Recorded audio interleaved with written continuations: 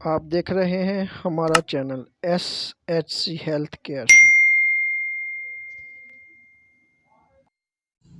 اعوذ باللہ من الشیطان الرجیم، بسم اللہ الرحمن الرحیم۔ السلام علیکم، کیسے ہیں ویورز؟ امید ہے آپ سب خیریت سے ہوں گے۔ ہمارا یہ کل والی ویڈیو کا سیکنڈ پارٹ ہے۔ آج ہم بات کریں گے پیپرمنٹ پودینے کے بارے میں، پودینے کے فوائد، شربت پودینہ بنانے کی تیاری اور فریش منٹ جوس یعنی کہ پودینے کا فریش جوس بنانے کا مکمل طریقہ کار۔ یہ بہت ہی مفید ہے۔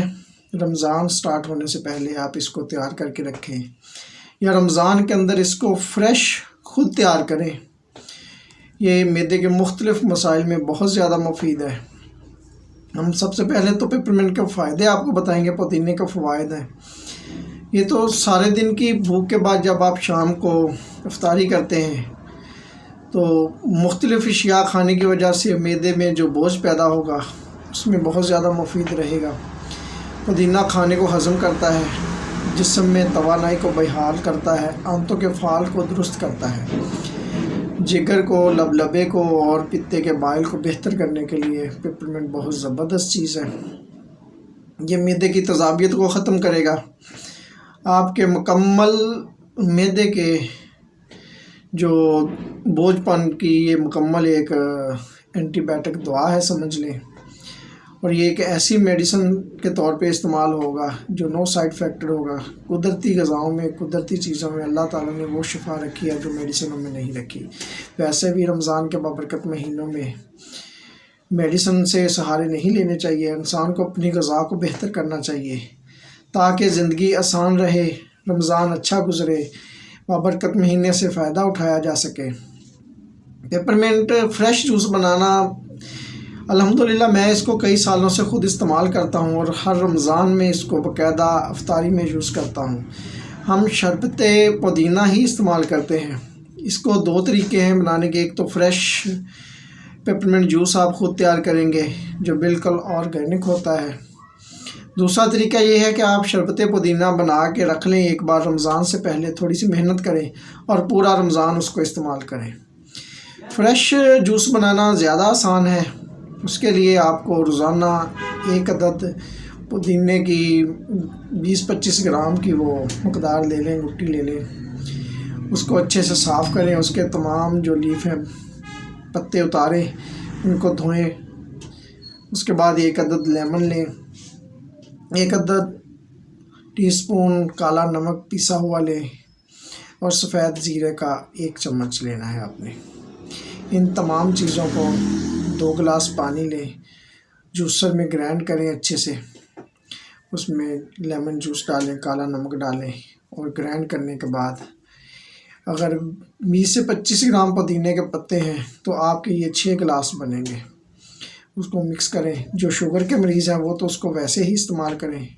شوگر کے مریض چینی مت ڈالیں، جو شوگر کے مریض نہیں ہیں وہ اس میں میٹھا ڈالیں، اور جو بلڈ پریشر کے مریض ہیں وہ کالا نمک کم استعمال کریں، وہ اس میں شوگر کا استعمال کریں زیادہ۔ تو یہ اپنی فیملی کے حساب سے دیکھ لیں، جو شوگر کے مریض ہیں وہ اس میں شوگر کا استعمال کم کریں گے، جو بلڈ پریشر کے مریض ہیں وہ اس میں کالا نمک کم استعمال کریں گے۔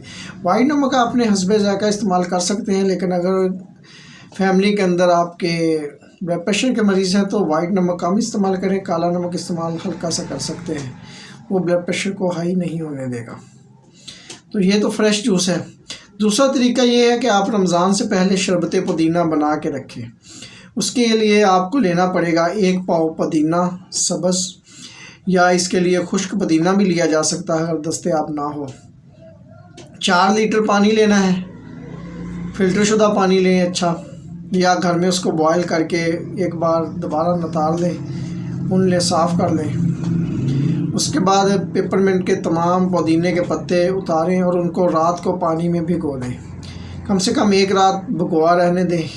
اگلے دن صبح اس کو ہلکی آنچ پہ آپ نے چولہے پہ رکھ دینا ہے، اس کو تقریباً آدھا گھنٹہ آپ نے نیم گرم رکھنا ہے، آہستہ آہستہ آنچ ہلکی پہ پکاتے رہنا ہے۔ جب کم سے کم 3.5 لیٹر پانی رہ جائے، اس میں آپ نے 100 ग्राम लेमन जूस डालना है, 4 चम्मच उसमें सफ़ेद ज़ीरा डालना है और नमक का 1 टीस्पून डालना है, काले नमक के 4 टीस्पून डालने हैं और उसको अच्छे से महफूज करें, पुनें और बोतलों में भर लें।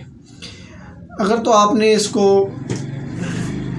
शुगर के मरीज़ों को इस्तेमाल कराना है तो आपने बग़ैर शुगर के इसको वैसे इस्तेमाल करना है। अगर आपने इसको मीठा तैयार करके रखना है तो फिर 4 लीटर आपने पानी लिया है तो आपने 2 kg शुगर लेनी है, चीनी लेनी है और इसको पुनने के बाद चीनी को इसके अंदर डाल देना है।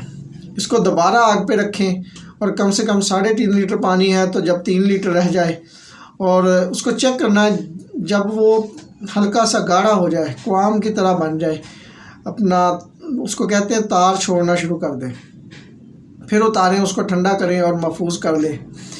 रोज़ाना 2 चम्मच शाम को अफ्तारी में लें 1 गिलास में, इंशाल्लाह बेहतरीन मैदे के मसाइल हल करेगा।